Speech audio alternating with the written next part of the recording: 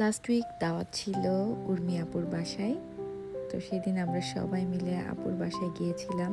সেদিন সারা দিনটাই ড্রিজলিং রেইন ছিল and the sky was also cloudy. By the way, সেদিনের ওয়েদারটা যেমনই হোক অথবা আকাশটার চেহারা যেমনই হোক না কেন, ওই বাসায় যাবার পরে কিন্তু আমাদের প্রত্যেকেরই অনেক আনন্দেই সময় কেটেছিল। ফর দ্য ফার্স্ট টাইম সেদিন আমি আপুর বাসায় প্রথমবার গিয়েছিলাম, সেজন্য বাসাটা একটু ঘুরে ঘুরে দেখছিলাম। তো দেখার পরে আমি যেটা অবজার্ভ করলাম, আপু অনেক বেশি নেচার পছন্দ করে, সেজন্য তার বাসার প্রতিটা কর্নারে গাছপালার সজীবতাই ভরে আছে, যেটা দেখতে অনেক বেশি ভালো লাগছিল। আর এখানে যাদেরকে দেখতে পাচ্ছেন, দেখে বুঝতেই পারছেন যে আমরা তাদের বাসায় গিয়েছিলাম। তারা দুইজনই আমাদের আপ্যায়নের জন্য আপ্রাণ চেষ্টা করে যাচ্ছে, কঠোর পরিশ্রম করতেছে নন স্টপ।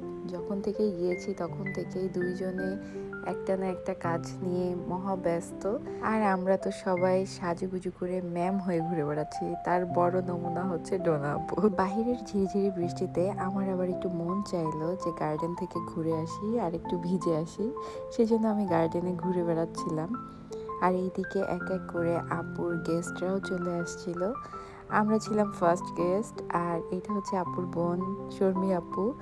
আর অ্যাকচুয়ালি এটা হচ্ছে আপুদের ফ্রেন্ড সার্কেলদের প্রোগ্রাম ছিল, but I was also invited there as a little sister and with my family. But Noor miss করে ফেলেছিল, বিকজ নূরের কাজ ছিল, দ্যাটস ওয়াই ও সব প্রোগ্রামে অ্যাটেন্ড করতে পারে না। দেন একে একে ইনভাইটেড সবাই চলে আসলো। দেন আমরা খাওয়া দাওয়া আবার শুরু করে দিলাম। আপু এত মজার মজার রান্না করেছিল, আর প্রতিটা রান্না কি যে মজার হয়েছিল। আর একা একা নিজে হাতে এতগুলো আইটেম করেছিল আপু। Definitely she deserve A lot of thanks, specially for those cooking. প্রতিটা রান্নাই আলাদা আলাদা একটা টেস্ট ছিল।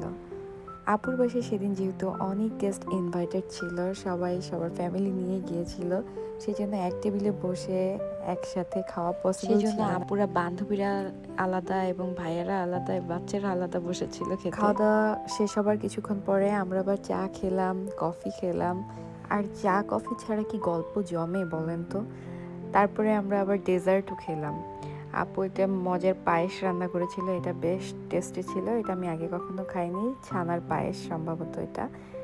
আর ভাবি আমাদের জন্য পিঠা বানিয়ে নিয়ে এসেছিল, পিঠাটাও অনেক মজার ছিল।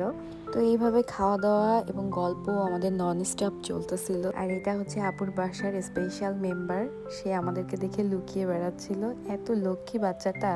So overall, for that day, I was really grateful to be able to join with you guys. And thanks to Urmi Appu for inviting me.